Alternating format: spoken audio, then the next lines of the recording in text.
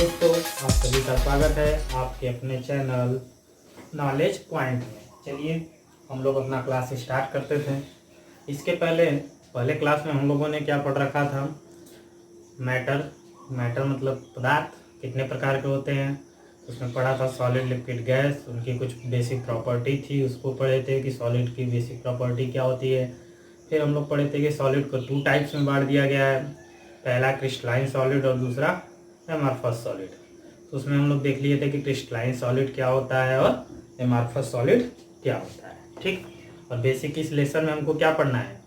Crystalline solid को पढ़ना है। क्या पढ़ना है? क्रिस्टलाइन सॉलिड को। तो उसके बारे में हम लोग थोड़ा सा देखते हैं।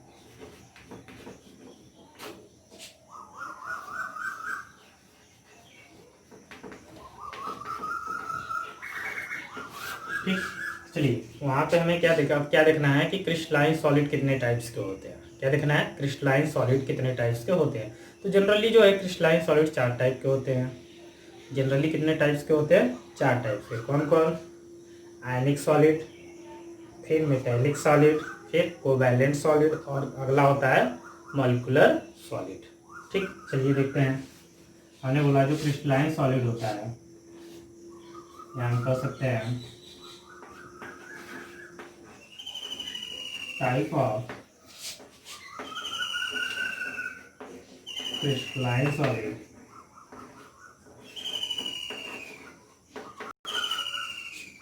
टाइप ऑफ क्रिस्टलाइन सॉलिड कितने टाइप्स का हमने बताया? 4 टाइप का। पहला कौन कौन? आयनिक सॉलिड,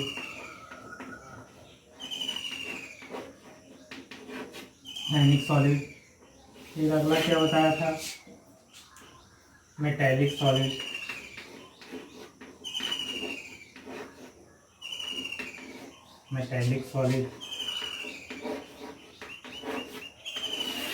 फिर अगला क्या बताया? कोवैलेंट सॉलिड,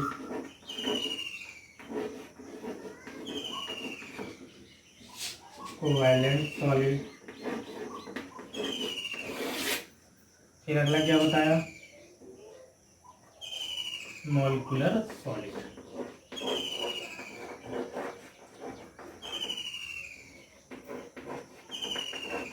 ठीक है, हमने बोला क्रिस्टलाइन सॉलिड 4 टाइप के होते हैं। पहला कौन? आयनिक सॉलिड, दूसरा कौन? मेटेलिक सॉलिड, फिर तीसरा कोवैलेंट सॉलिड और अगला मॉलिक्यूलर सॉलिड।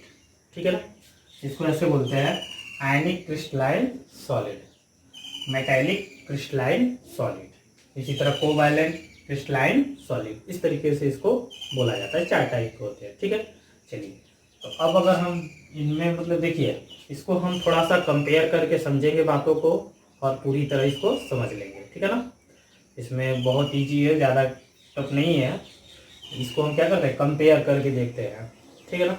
कुछ बेसिक पॉइंट है उसके लिए हम कंपेयर करते हैं। जैसे पहला जो हमारा कंस्टिट्यूएंट पार्टिकल होता है, जो पार्टिकल होता है वो देखते हैं कि सब में कौन सा कंस्टिट्यूएंट पार्टिकल मिलता है। ठीक है, जैसे आयनिक सॉलिड में हमेशा जो हमें मिलता है वो कौन सा कंस्टिट्यूएंट पार्टिकल होता है? आयंस होते हैं। क्या होते हैं? आयंस।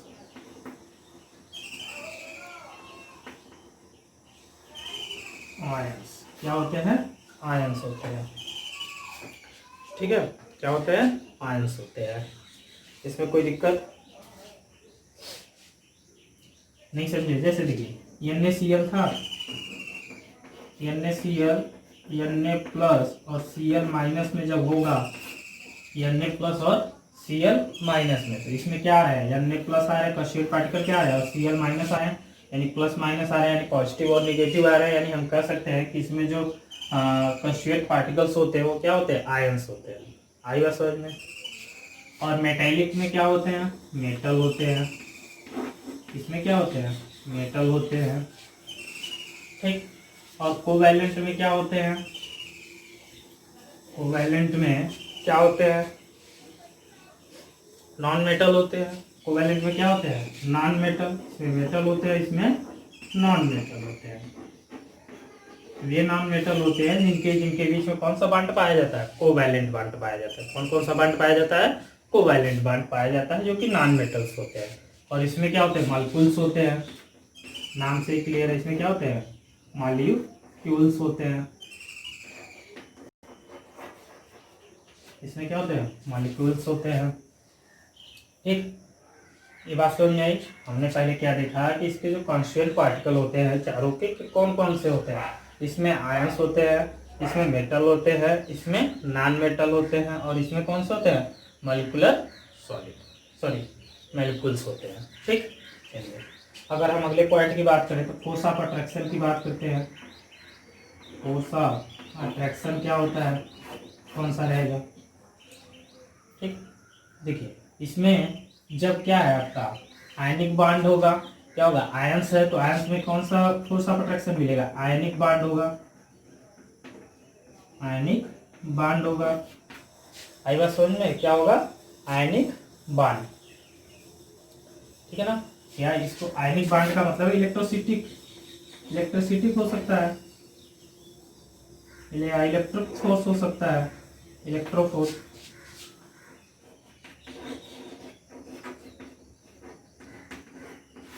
कौन सा फोर्स होगा?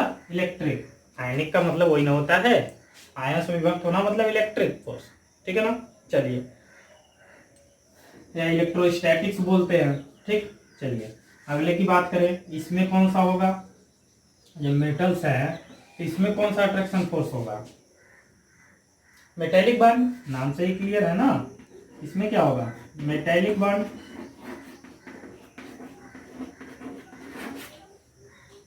और इसमें देख रहे हैं कोवैलेंट बॉन्ड हो जाएगा, कोवैलेंट बॉन्ड। और इसमें क्या होगा? वान डर वाल्स बॉन्ड।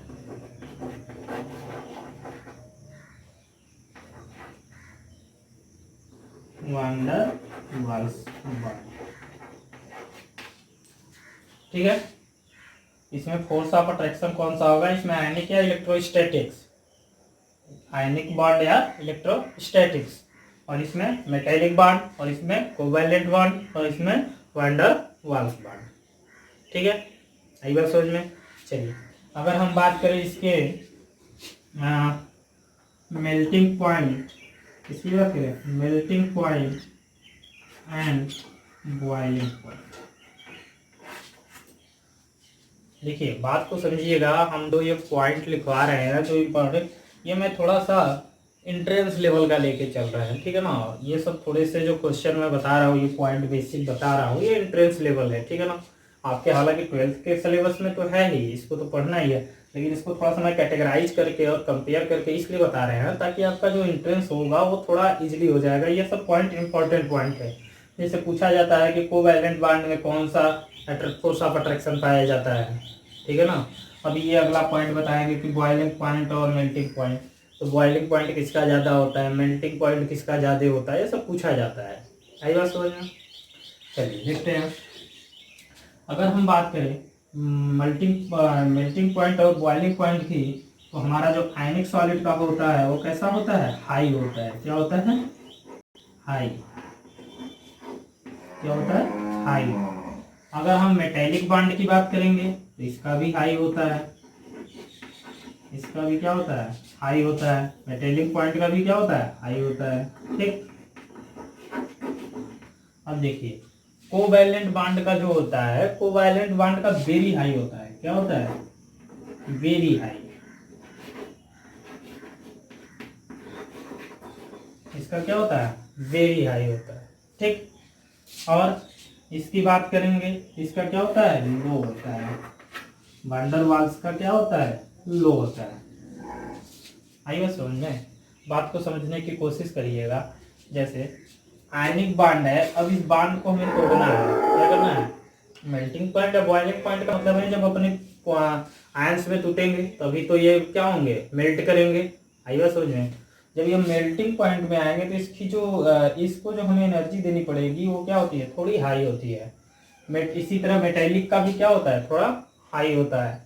लेकिन कोवैलेंट बॉन्ड होता है जो कि एक, पता है ये कोवैलेंट बॉन्ड क्या होता है? तो उसको ब्रेक करने के लिए हमें ज्यादा एनर्जी देनी पड़ सकती है, इसलिए इसको इसका क्या होता है? वेरी हाई होता है।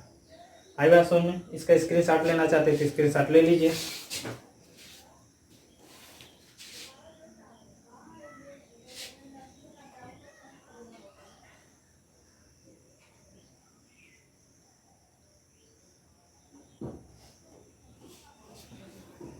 ठीक है, अगले पॉइंट की बात करते हैं। तो अगला पॉइंट है कंडक्टेंस।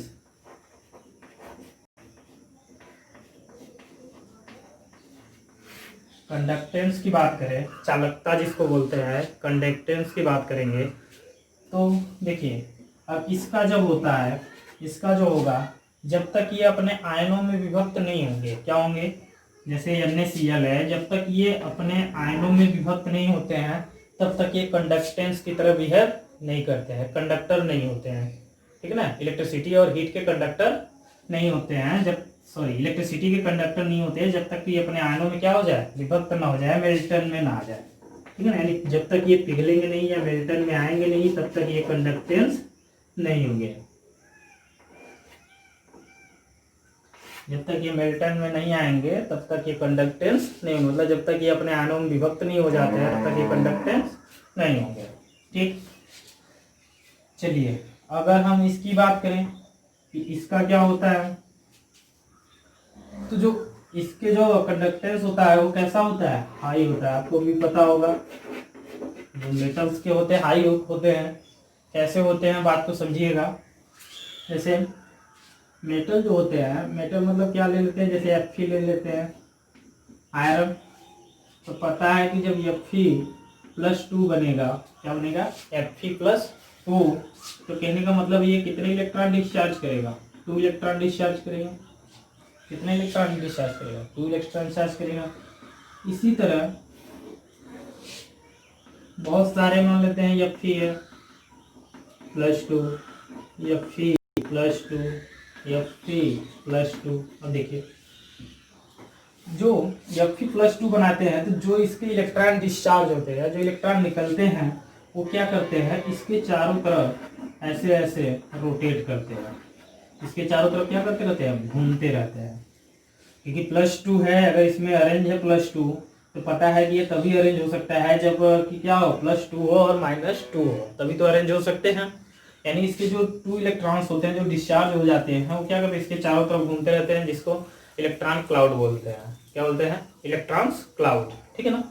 तो देखिए अब हमें जब कंडक्टेंस की बात करेंगे, कंडक्टेंस क्या होता है पता ही है कि चालकता क्या होती है, जब इलेक्ट्रॉन, जितने ज्यादा इलेक्ट्रॉन का मूविंग होता है तभी तो कंडक्ट होते हैं, इलेक्ट्रॉनों की वजह से ही। तो इसमें जो हमें कंडक्टेंस के लिए जो इलेक्ट्रॉन्स चाहिए वो तो फ्री हैं, वो तो फ्री स्पेस में ऑलरेडी घूम रहे हैं, फ्री स्पेस में ऑलरेडी क्या कर रहे हैं, घूम रहे हैं। ठीक है ना, तो फ्री स्पेस में ऑलरेडी घूम रहे हैं तो यानी वो इजीली हमें अवेलेबल होंगे, यानी ये ज्यादा कंडक्टेंस होता है, यानी इसको हाईएस्ट भी बोल सकते हैं या हाई बोल सकते हैं। ठीक, उसकी कंपैरिजन में जो कोवैलेंट बॉन्ड का होता है वो कैसा होता है, लो होता है। कैसा होता है, लो होता है। इसी तरह वैन वाल्स का भी क्या होता है, लो होता है। आएगा समझ में ये चारों पॉइंट। हमने बोला कि क्रिस्टलाइन सॉलिड 4 टाइप के होते हैं, कौन कौन से, आयनिक solid, metallic solid, covalent solid और मोलिकुलर सॉलिड। आएगा समझ में। और इसमें जब बताया कि कंस्टिट्यूएंट पार्टिकल्स क्या होते हैं, इसमें आयन होते हैं, उसमें मेटल, उसमें नॉन मेटल और उसमें मॉलिक्यूल्स होते हैं। इसमें बात करेंगे force of attraction, ionic bond होता है, मेटेलिक बॉन्ड होता है, कोवैलेंट बॉन्ड होता है, वैन डर वाल्स बॉन्ड होता है। और इसके फिर मेल्टिंग पॉइंट और बॉइलिंग पॉइंट की बात करेंगे तो इसका हाई होता है, इसका भी हाई होता है, इसका वेरी हाई होता है और इसका लो होता है। ठीक, इसी तरह हम बात करेंगे कंडक्टेंस की, कौन कंडक्ट ज्यादा है इलेक्ट्रिसिटी का। तो ये देखिए मेल्टन जब कंडीशन में रहेगा तब ये कंडक्ट रहेगा, ये हाई होता है, ये लो होता है और ये लो होता है। आइए समझ में, नोट कर लीजिए। या इसके एग्जांपल देख लेते हैं, इसके एग्जांपल देख लेते हैं।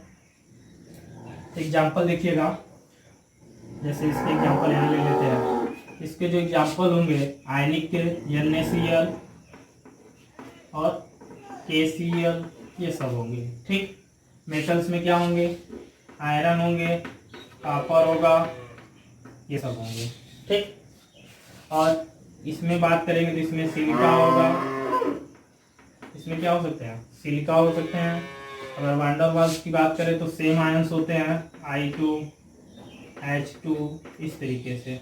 ठीक है ना, I2H2 ये सब होते हैं। नोट कर लीजिए, इसके साथ ले लीजिए।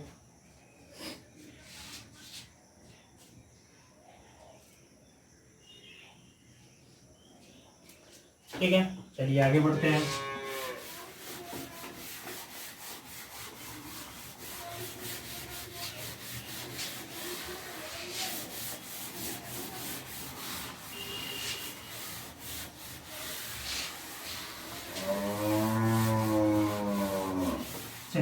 अब यहाँ से हमारा जो चैप्टर है वो अच्छा लेसन, मतलब जो हमारा लेसन है अच्छे तरीके से स्टार्ट होता है।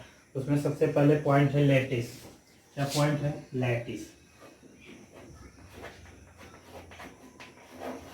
लैटिस लैटिस क्या होता है? लैटिस क्या होता है? तो लैटिस होता है constituent arrangement of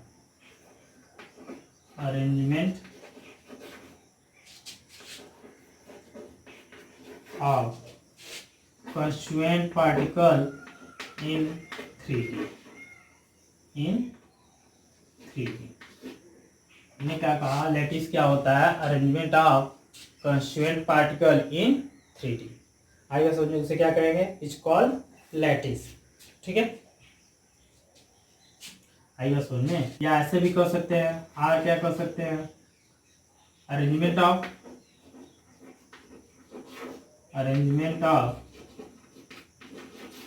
point arrangement of point in 3D is called क्या? लैटिस। बात को समझिए। हमने कहा कि जो अरेंजमेंट होता है इसका कंस्टिट्यूएंट पार्टिकल का या पॉइंट का, जो 3D अरेंजमेंट होता है, मतलब 3D में जो हम लोग किसी भी पॉइंट को क्या करें, उसको व्यवस्थित कर दे। कैसे? 3D में, 3D डायमेंशन में अगर उसको हम व्यवस्थित कर देते हैं तो वही हमारा क्या कहलाता है? लैटिस कहलाता है। क्या कहलाता है? लैटिस कहलाता है। आई बात समझ में? देखिए जैसे हम बताते हैं, जैसे देखते हैं, पता ही है कि जो एटम्स होते हैं, कंस्टिट्यूएंट पार्टिकल होते हैं, सर्कुलर होते हैं। कैसे होते हैं? सर्कुलर होते हैं। ठीक, इसका जो सेंटर होता है, ये सेंटर है इसका। आइए समझ। इस सेंटर को हम इस पूरे मॉलिक्यूल्स को दिखाने के लिए हम इसके बस सेंटर का प्रयोग कर ले, जिसको नाभिक बोलते हैं या न्यूक्लियर बोलते हैं। इस पूरे एटम्स को दिखाने के लिए हम बस इसके सेंटर का यूज कर लेते हैं। ठीक, देखिए बात को एक इस तरीके से अरेंजमेंट करते हैं।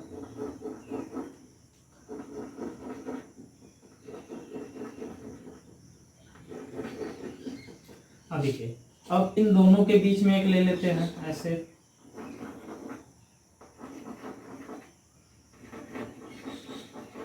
इस तरीके से। अब आप कहोगे कि सर इसके बीच में क्यों ले लिए? आई बात समझ, इसके बीच में क्यों ले लिए? देखिए, शादी ब्याह का माहौल चल रहा है, हालांकि लॉकडाउन है, लेकिन शादी ब्याह थोड़ा सा फिर भी शादी ब्याह हो रहा है। ठीक है ना? अगर आपके घर में कोई शादी पड़ी हो और आपके मम्मी जी बोल रहे कि ये कुछ लड्डू है, इसको क्या करो, किसी बॉक्स में पैक कर दो। ठीक है ना? और ज़्यादा से ज़्यादा लड्डू क्या होने चाहिए? उसमें पैक होने चाहिए। ठीक है ना? तो आप खुद से करके देखिएगा। एक एक लड्डू रखने के बाद उन दो लड्डुओं के बीच में एक लड्डू रखिएगा, उन दोनों लड्डुओं के बीच में एक लड्डू रखिएगा और डायरेक्ट रखिएगा तो आपको दिखेगा अंतर। इस तरीके से रखने से इसकी जो पैकिंग एफिशिएंसी होती है वो बढ़ जाती है। आई बात समझ में? अगर इस तरीके से हम लड्डू को अरेंज करेंगे तो इसमें ज़्यादा से ज़्यादा लड्डू को हम रख पाएंगे। पैकिंग एफिशिएंसी भी आगे पढ़ेंगे हम लोग, इसी लेसन में है, आगे पढ़ेंगे कि पैकिंग एफिशिएंसी क्या होती है, कैसे देखा जाता है। तो इस तरीके से अरेंजमेंट होता है। अब देखिए, एक इस पॉइंट के नीचे एक पॉइंट अब अगले बार में, फिर इसमें एक पॉइंट ऐसे, फिर इसमें एक, फिर इसमें एक, फिर इसमें एक, इसी तरह फिर इसके नीचे एक और हम लोग अरेंज कर लेते हैं इस तरीके से। अब देखिए, ये हो गया हमारा 3D अरेंज। पॉइंटों को हमने क्या कर लिया? 3D में अरेंज कर लिया। यहाँ पे मैं आपको इस पे 3D अरेंजमेंट नहीं दिखा सकता बोर्ड पे, बट ये इस तरीके से हम लोग इसको 3D अरेंजमेंट कर लेते हैं। तो इसे ही क्या बोलते हैं? लैटिस बोलते हैं। क्या बोलते हैं? लैटिस। और प्रत्येक पॉइंट पे, जैसे ये पॉइंट है, ये प्रत्येक पॉइंट को हम लोग क्या बोलते हैं? Lattice point. क्या बोलते हैं? Lattice point. क्या बोलते हैं? Lattice point. आएगा समझ में? इसमें किसी को कोई प्रॉब्लम नहीं होनी चाहिए। ठीक है, चलिए अब हम बात करते हैं, अगली तरफ बढ़ते हैं। तो अगली बात होती है यूनिट सेल। किसकी बात होती है? Unit cell. यूनिट सेल क्या होता है? यूनिट सेल होता है the smallest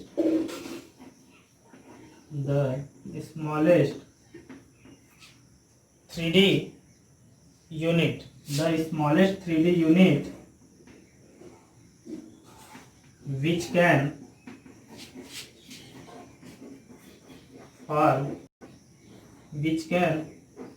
form of lattice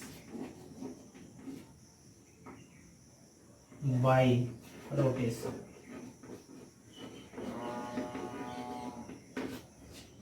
by rotation या आफ्टर रोटेशन, ठीक है ना। देखिए बात को समझिए, हमने कहा कि लैटिस क्या होता है, वह स्मॉलेस्ट 3D यूनिट होता है, यूनिट सेल जो होता है वो स्मॉलेस्ट 3D यूनिट होता है which can form of lattice, जिसके क्या जो किसका निर्माण करता है, लैटिस का निर्माण करता है बाई रोटेशन या आफ्टर रोटेशन, ठीक है ना। इस पॉइंट को, इस बात को समझिएगा। देखिए मैं क्या कहना चाह रहा हूँ, ठीक है। देखिए हमने क्या किया, हमने इस चारों पॉइंट को इस तरीके से ऐसे मिला लिया, आई बात समझ में। फिर इसको इस तरीके से मिला लिया, ठीक। फिर इसके इस पॉइंट को ऐसे मिला लीजिए, इसको इससे मिला लीजिए, इसको इससे और इसको इससे। ये देखिए एक बॉक्स बन गया, क्या बन गया, एक बॉक्स बन गया, आई बात में। जैसे आप लोगों का घर बनता है, कभी आपने अपने घर को देखा होगा, पता है कि वन ब्रिक्स मतलब एक ईंट के द्वारा ही पूरे घर को बनाया जाता है। एक ईंट एक ईंट एक ईंट, उस एक ईंट को रखते रखते रखते हम अपनी पूरी घर को क्या करते हैं, बना लेते हैं। उसी तरह हमें लैटिस बनाना है, तो लैटिस का जो सबसे स्मॉलेस्ट 3D यूनिट होता है, स्मॉलेस्ट जो ये ब्रिक्स होते हैं, यूनिट्स होते हैं, यही क्या कहलाता है, यूनिट सेल। और देखिए इसके रिपीटेशन से देखिए हमें बन जाएगा कि लैटिस नहीं। देखिए अब अगले इस पॉइंट को ऐसे हम मिला लेते हैं, इसको ऐसे, इसी तरह इसको ऐसे मिला लेते हैं। अब देखिए इस पॉइंट को ऐसे मिला लें, इसको ऐसे मिला लें। देखिए वन बॉक्स, फिर अगला बॉक्स, फिर इसी तरह अरेंज करेंगे तो अगला बॉक्स। मतलब ये जो यूनिट सेल है, यही हमारा पहला वाला, जो इसको ही बोलते हैं, क्या बोलते हैं, यूनिट सेल। क्या बोलते हैं, यूनिट सेल, ठीक। इस यूनिट सेल के बार बार रिपीटेशन से, आफ्टर रिपीटेशन हमें क्या प्राप्त हो जाता है, लैटिस प्राप्त हो जाता है, ठीक है ना। यानी हम कह सकते हैं कि 3D मतलब ये ऐसा जो हमारा सबसे स्मॉलेस्ट 3D यूनिट होता है, जिसके रिपीटेशन से हमें लैटिस मिलता है, वही हमारा क्या कहलाता है, यूनिट सेल कहलाती है। आई बात समझ में। चलिए ठीक है, इसको नोट कर लीजिए।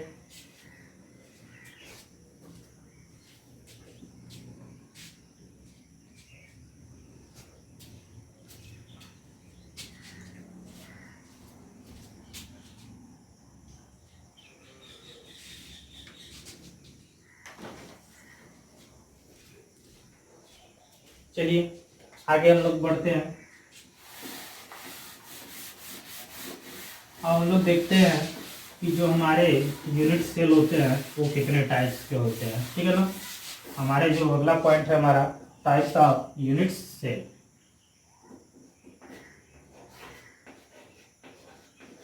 Type of unit cell, type of unit cell होता है, देखिए इसको हम लोग दो कैटेगरी में डिवाइड किया। हालांकि आप लोगों को बुक में 4 टाइप्स के दिए होते, तो ये जनरली 4 टाइप्स के ही होते हैं, लेकिन इसको भी हमने क्या कर लिया है, 2 टाइप्स बना लिया। कौन कौन से, देखिए एक बोल सकते हैं सिंपल यूनिट सेल। क्या होता है, सिंपल यूनिट सेल, या इसको प्रिमिटिव भी बोलते हैं। क्या बोलते हैं, प्रिमिटिव यूनिट सेल, ठीक। और एक होता है सेंटर्ड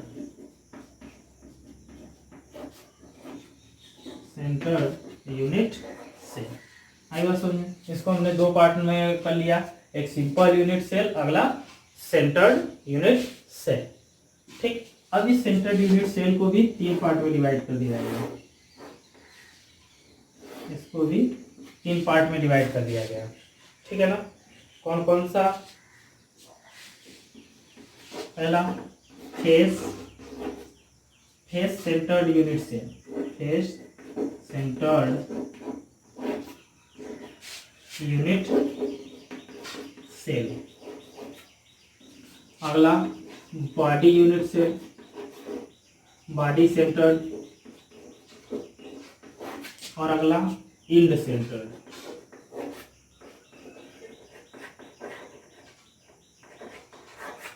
ठीक, मिला जुला के कितने हो गए देखिए, सिंपल, फेस, बॉडी और एंड, 4 टाइप्स के हो गए। आपके बुक में डायरेक्ट 4 टाइप्स के दिया गया है, उसको हमने 2 कैटेगराइज कर लिया क्योंकि ये सब क्या है, सेंटर्ड है, इसलिए हमने इसको एक सेंटर बना लिया और एक ये सिंपल। ठीक, इसका स्क्रीनशॉट ले लीजिए।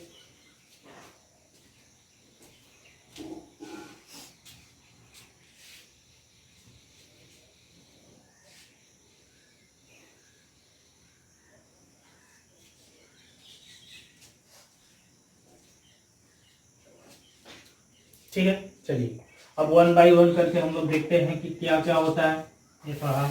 ठीक है, चलिए देखिए, सबसे पहले हमारा क्या था, सिंपल, सिंपल, ठीक है ना, या प्रिमिटिव,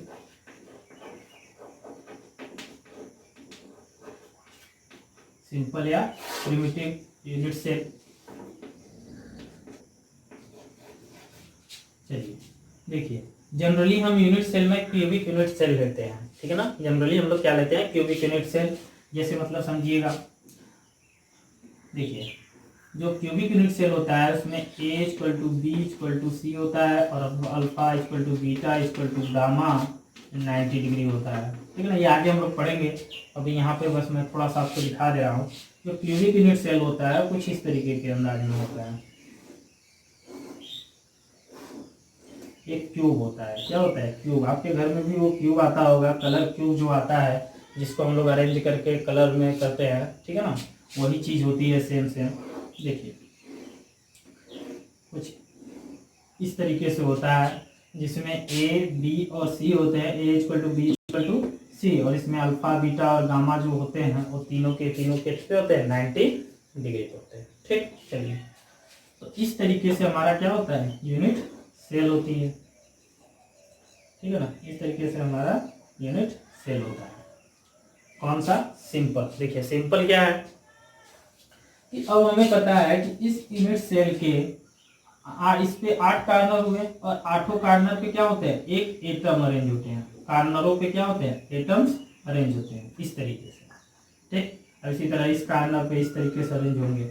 इसी तरह 8 कार्नर पे 8 एटम क्या होते हैं, अरेंज होते हैं। ठीक, लेकिन बात को देखिए समझिएगा कि जैसे ये एक सर्कुलर है और इस सर्कुलर का कितना भाग इस क्यूब के अंदर आता है, इस सर्कुलर एटम का कितना भाग इस क्यूब के अंदर आता है। ठीक, समझने की कोशिश करिएगा।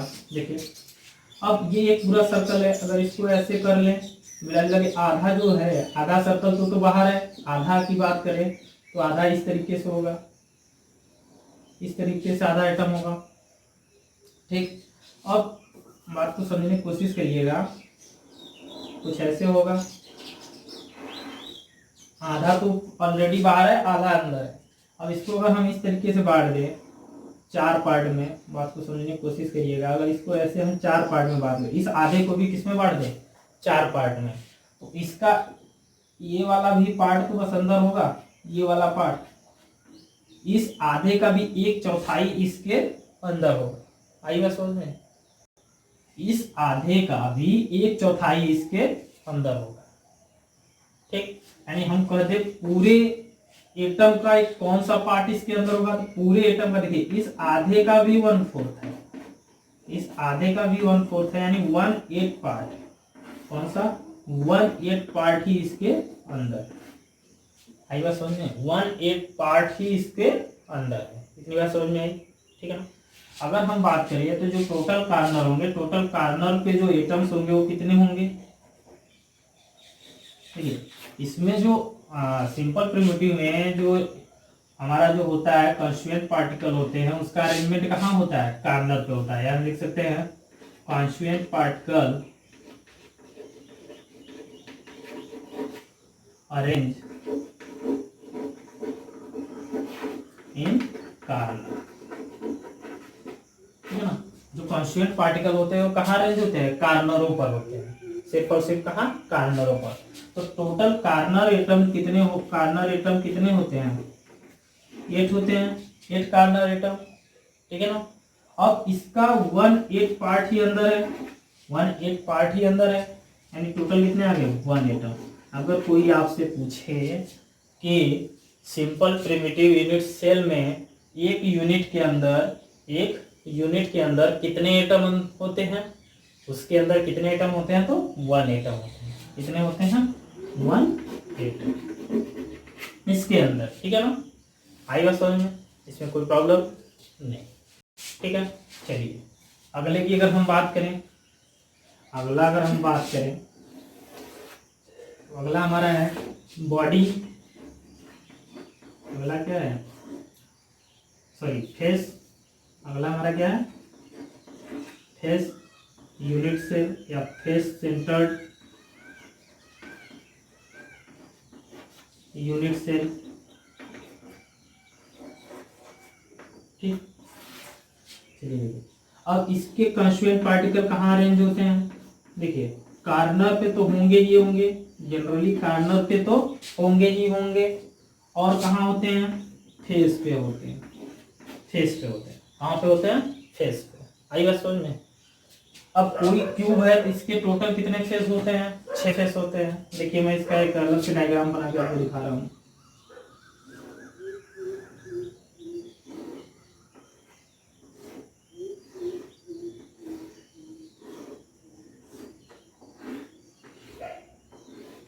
इस तरीके से कार्नर पे तो होंगे ही होंगे, 1 2 3 4 5 6 7 8 इस तरीके से सेंट कार्नर पे तो हो गए। अब इसके फेस पे भी रहेंगे, तो कितने फेस होते हैं? देखिए एक ऊपर की तरफ, ठीक, फिर एक नीचे की तरफ, ठीक, एक इधर की तरफ, फिर एक आगे की तरफ, फिर एक इधर की तरफ बोर्ड के बाहर, और इधर एक बोर्ड के अंदर।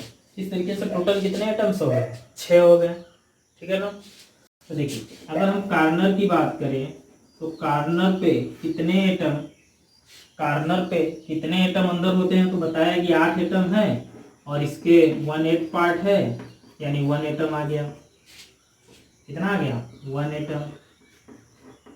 ठीक, अब फेस पे कितने हो गए? 6। तो बात को समझिएगा, जो फेस पे होते हैं, फेस पे अगर हम देखेंगे तो जो एटम्स का आधा पार्ट क्या होता है? अंदर होता है, 1/2 पार्ट। फेस पे क्या होता है? 1/2 पार्ट अंदर होता है। ठीक, तो टोटल हमारे पास कितने हैं? 6। इसका 1/2 पार्ट अंदर है, यानी कितने आ गए? 3 एटम आ गए। यानी टोटल कितने हो गए? 4 एटम हो गए। टोटल 4 एटम हो गए, यानी 4 एटम इस यूनिट सेल के अंदर होते हैं। ठीक है ना, आई बात समझ में? देखिए सब क्वेश्चन पूछा जाता है कि बॉडी सेंटर के अंदर कितने एटम्स होते हैं, तो आप गिन लोगे, बोलोगे 8 6 14 होते हैं। ऐसा नहीं होता है। कार्नर पे जो होते हैं उनका 1/8 पार्ट अंदर होता है, तो 8 हुए तो टोटल 1 एटम अंदर हुआ। इसी तरह फेस पे 6 एटम होते हैं, 1/2 अंदर होता है, तो टोटल कितने हो गए? 3 एटम। टोटल मिला के कितने हो गए? 4 एटम। ठीक है ना, इसका स्क्रीनशॉट ले लीजिए आप लोग।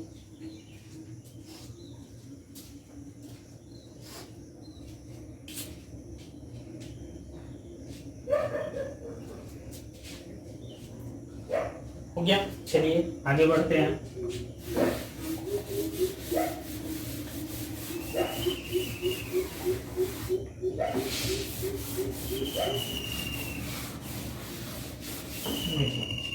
अब अगले की बात करें, हमारा बॉडी सेंटर्ड, अगला कौन सा है? Body centred unit cell. क्या होता है? Body centred unit cell. देखिए इसमें क्या होता है, हम बात करें कि इसके जो कॉन्स्टिट्यूएंट पार्टिकल अरेंजमेंट कहाँ कहाँ होता है? एक तो कार्नर पे होता है, और दूसरा कहाँ होता है? बॉडी में होता है। क्या होता है? बॉडी में। कैसे? देखिए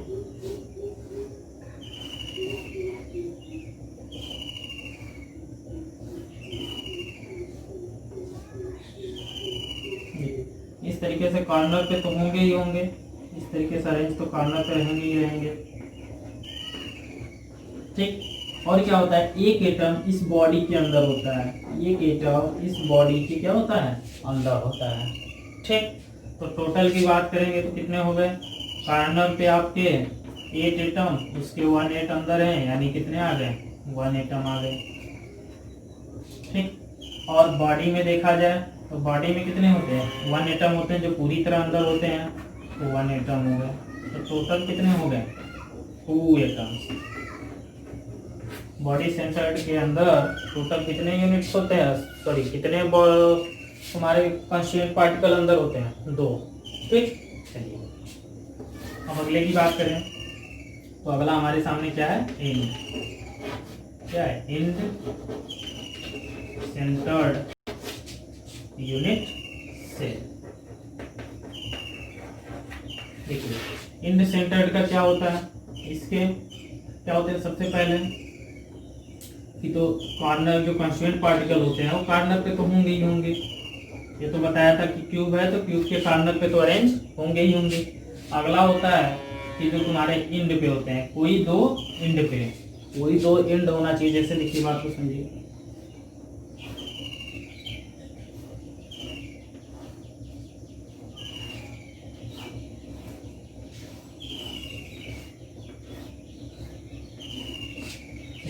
कॉर्नर पे तो होंगे 1 2 3 4 5 6 7 और 8। इस तरीके से 8 कॉर्नर पे तो होंगे ही होंगे। अब कोई भी 2 इंड ले लीजिए, जैसे एक ऊपर का ले लेते हैं इस पे और इस एक नीचे का ले लेते हैं। कोई 2 इंड आमने सामने का ले लेंगे, चाहे इधर ले लीजिए चाहे इधर ले लीजिए, ठीक है ना। चलिए अब देखेंगे कॉर्नर पे, तो कॉर्नर पे वही बात है कि 8 एटम 1/8 पार्ट अंदर, यानी टोटल कितने हो गए, 1 एटम। आएगा समझ में। अब इसके इंड पे देखोगे, इंड पे 2 हैं और इसका 1/2 अंदर होता है, बताया ही था 1/2 अंदर होता है, यानी 1 एटम। यानी टोटल इसके भी कितने हो गए, 2 एटम।